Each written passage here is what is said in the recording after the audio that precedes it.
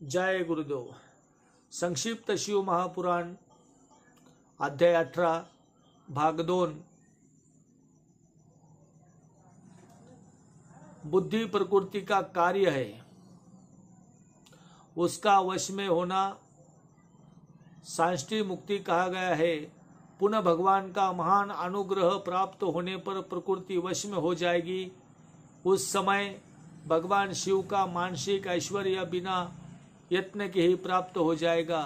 सर्वज्ञता और तृप्ति आदि जो शिव के ऐश्वर्य है, उन्हें पाकर मुक्त पुरुष अपने आत्मा में ही विराजमान होता है। वेद और शास्त्रों में विश्वास रखने वाले विद्वान पुरुष इसी को सायुज्य मुक्ति कहते हैं। इस प्रकार लिंग आदि में शिव की पूजा करने से क्रमशः मुक्ति स्वतः प्राप्त हो जाती है।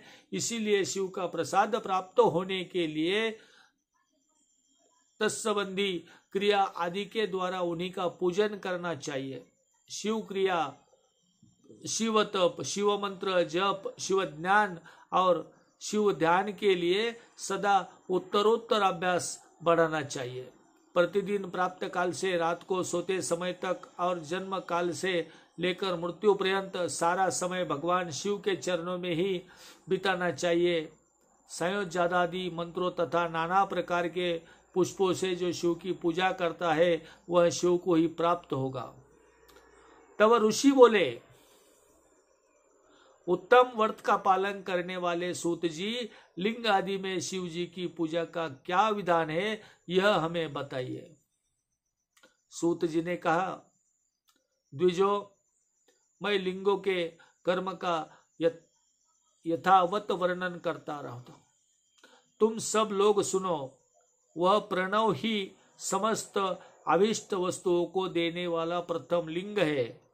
उसे सूक्ष्म प्रणव रूप समझो। सूक्ष्म लिंग निष्कल होता है और स्थूल लिंग सकल पंचाक्षर मंत्रों को ही स्थूल लिंग कहते हैं। इन दोनों प्रकार के लिंगों का पूजन तथा तप कहलाता है। वे दोनों ही लिंग साक्षात मोक्ष देने वाले हैं।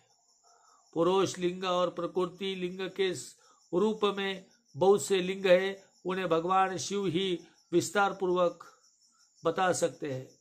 दूसरा कोई नहीं जानता। पृथ्वी के विकार भूत जो लिंग ज्ञात है, उनको मैं तुम्हें बता रहा हूँ। उनमें स्वयंभू लिंग प्रथम है, दूसरा बिंदु लिंग, तीसरा प्रतिष्ठित लिंग, चौथा चरलिंग और पांचवा गुरुलिंग है। देव महर्षियों तपस्या से संतुष्ट हो उनके समीप प्रकट होने के लिए पृथ्वी के अंतर्गत बीज रूप से व्याप्त हुए भगवान शिव वृक्ष के अंगार की भांति भूमि को भेद कर नाद लिंग के रूप में व्यक्त हो गए। वे स्वतः व्यक्त हुए शिव ही स्वयं प्रकट होने के कारण स्वयंभू नाम धारण कहते हैं। ज्ञानी जन उन्हें स्वयंभू लिंग के रूप में जानते हैं।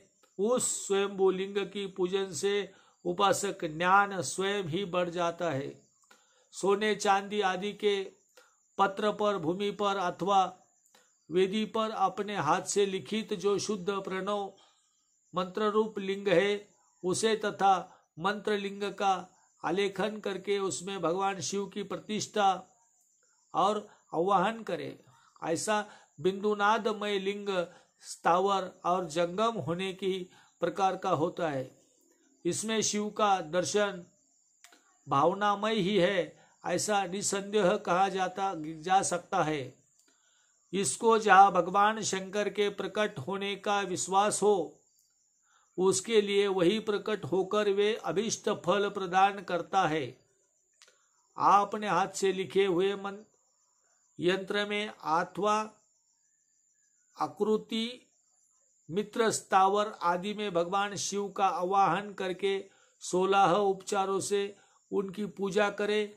ऐसा करने से भगवान स्वयं ही ऐश्वर्य को प्राप्त कर लेता है और इस साधन को अभ्यास से उसको ज्ञान भी होता है। देवता और ऋषियों ने आत्म सिद्धि के लिए अपने हाथ से वैदिक मंत्रों के उच्चारण पूर्वक शुद्ध मंडल में शुद्ध भगवान द्वारा जिस उत्तम शिवलिंग की स्थापना की है उसे पौरुष लिंग कहते हैं तथा वही प्रतिष्ठित लिंग कहलाता है।